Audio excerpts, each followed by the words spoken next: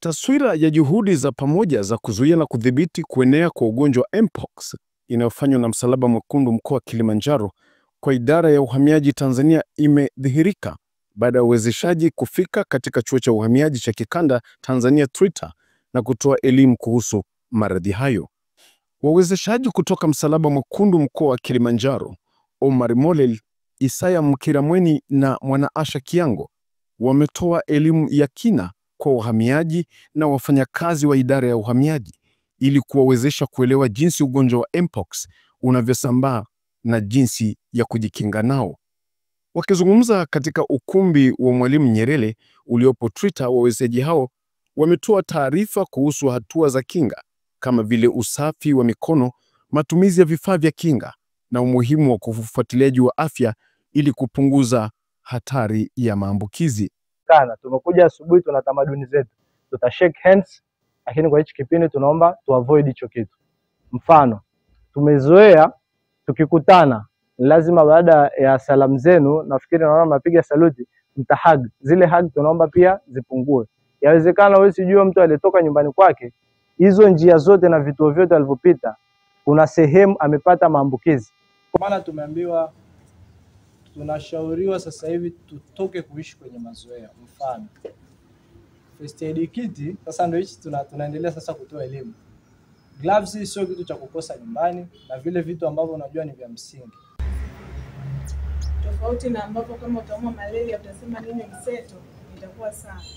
Kwa kama alivyosema mwenzangu hapa, utapimwa au utatibiwa kutokana na nini, na dalili.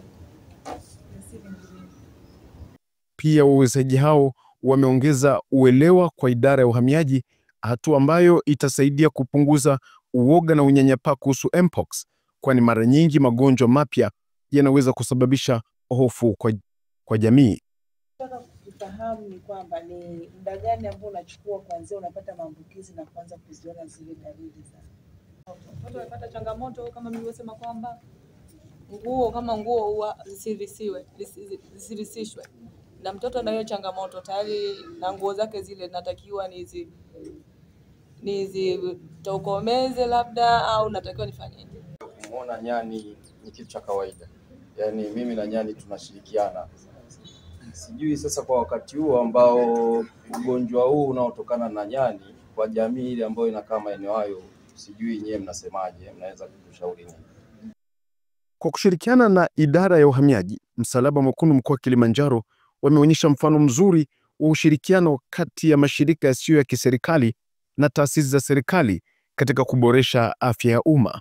Hilo kwanza naweza kukuambia katika hiyo jamii, naanza na hilo la kwanza. Hiyo jamii ambayo unaishi unasema kwamba una interaction na hao nyani, si ndio?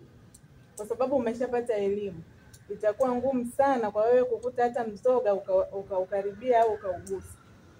Lakini pia kama hiyo jamii unayokaa labda anatumia hiyo nyani kama kitoweo, labda na wewe ulikuwa unatumia, itakuwa ni rahisi wewe kufanyaje, kuacha, kwa sababu umeshapata nini, elimu.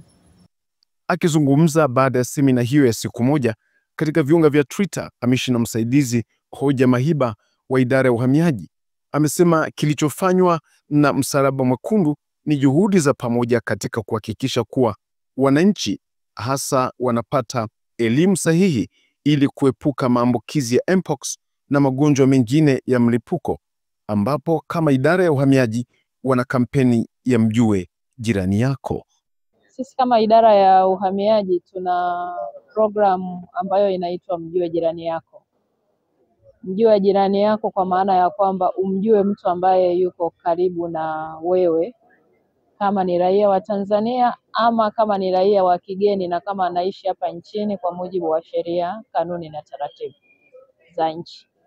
Naona kampeni hii pia ni muhimu sana, tukihusisha na hii elimu ambayo tumepewa inayohusiana na kujikinga na ugonjwa wa Mpox, kwa sababu unapomjua mtu ambaye yuko karibu na wewe, pia utajua kwamba kama yuko salama ama kama hayuko salama kiafya. Na tunafahamu pia kwamba swala la afya ni swala la usalama wa nchi. Tukiwa na raia ambao wana afya njema, pia usalama wa nchi utakuwa vizuri.